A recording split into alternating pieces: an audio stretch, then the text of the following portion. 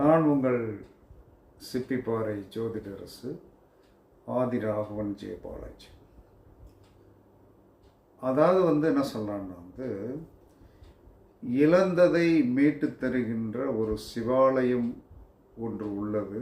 நீங்கள் எதை இழந்தாலும், பொருளாதாரம் சார்ந்த விஷயத்தில் எதை இழந்தாலும், மானம் மரியாதை போன்ற எதை இழந்திருந்தாலும், நீங்கள் எதிலையாவது பொருளாதாரத்தை இழந்திருந்தாலும், என்ன இழந்திருந்தாலும் அந்த இழந்ததை மீட்டு தரக்கூடிய ஒரு சிவாலயம் என்பது என்ன சொன்னாங்கன்னா திருக்கொள்ளிக்காடு.